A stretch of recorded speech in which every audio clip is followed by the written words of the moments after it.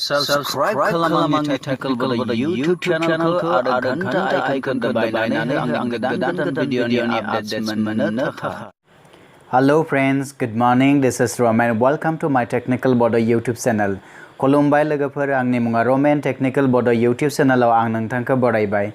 Friends, दिनैनि video आं नोंथांमोननो दिन्थिनानै होगोन जोङो मनेटाइजेशन एलिजिबिलिटी अपील साबमिट खालामनायनि उनाव जोंनो फेसबुकआ हरनाय मेसेजखौ जोङो माबोरै नायो आरो जोंनि फेसबुक पेजआ मनेटाइजेशननि थाखाय एलिजिबल जागोन ना जायाखै बेखौ जोङो माबोरै नायो बेखौ आं नैबे भिडिअनि गेजेरजों नोंथांमोननो जोबोद डिटेल्सै जोबोद माइन्युटलि जोबोद सिम्पल मेथडजों नोंथांमोननो आं दिन्थिनानै होगोन।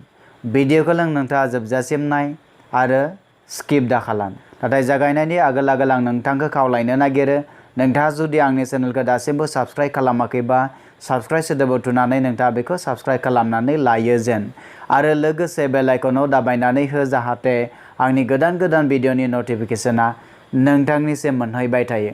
अब्ला फैदो लोगोफोर, जों जागायदोनि। Let's get started.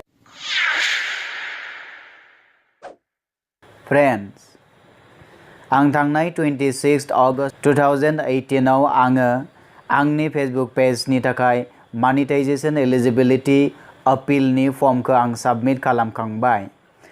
खालामखांनायनि उनावनो दाखालिबो 27 अगस्ट 2018 खालि फेसबुक टीमा आंनो मोनसे मेसेज हरफिनबाय।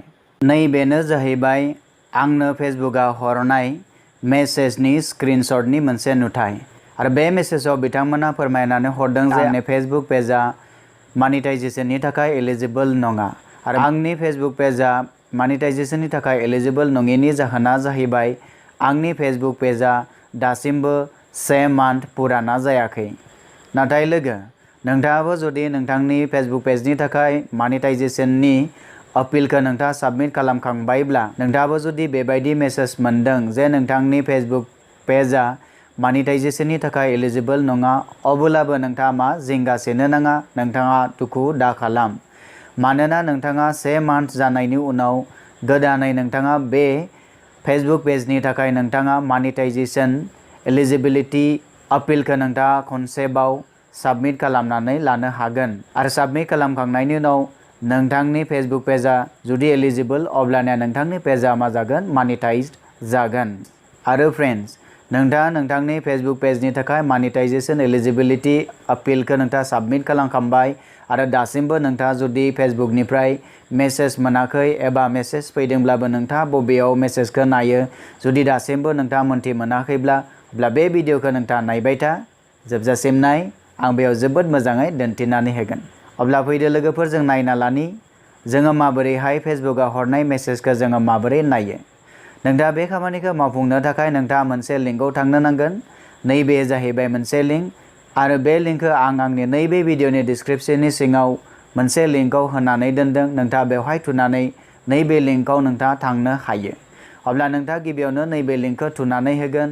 थुना होनाय लोगो लोगोनो नोंथाङा गुबुन मोनसे पेजाव मोनहैगोन आरो बे पेजाव नोंथाङा मा खालामगोन, नैबे मनेटाइजेशन एलिजिबिलिटी स्टेन्डार्ड बेवहाय नोंथाङा थुनानै होगोन। जेब्ला थुनानै होगोन अब्ला नोंथाङा गुबुन मोनसे पेजाव मोनहैगोन। जेब्ला थुनानै होगोन अब्ला नोंथाङा गुबुन मोनसे पेजाव मोनहैगोन आरो बेवहाय नोंथाङा कमप्लाइ विथ आवर कमिउनिटि गाइडलाइन्सनि गाहायाव थानाय निला हांखोजों लिरनाय हियार होननाय लिंकआव नोंथाङा थुना होगोन आरो जेब्ला नोंथाङा बेवहाय थुनानै होगोन अब्ला गुबुन मोनसे पेज नोंथांखौ रिडाइरेक्ट खालामगोन।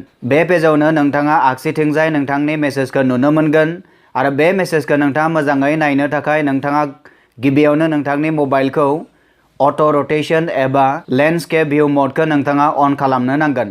थ' बेखौ खालामनो थाखाय नोंथाङा मा खालामगोन, मबाइलनि सायाव बोदलानानै होगोन।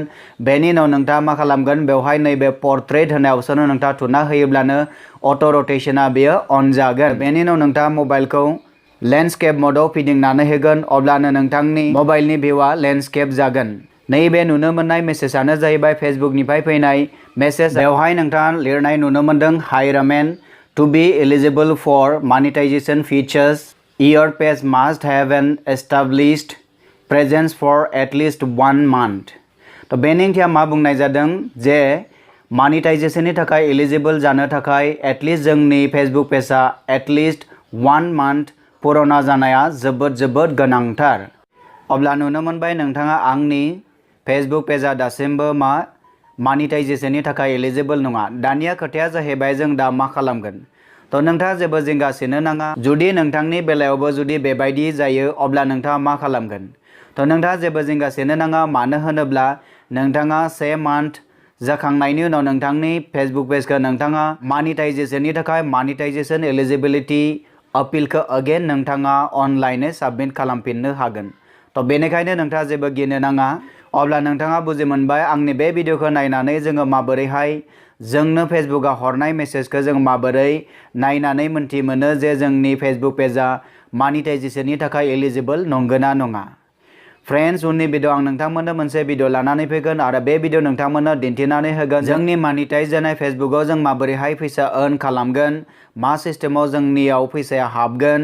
थ' बेनि गासैबो डिटेल्सखौ आं नोंथांमोननो उननि भिडिअआव नोंथांमोननो दिन्थिनानै होगोन।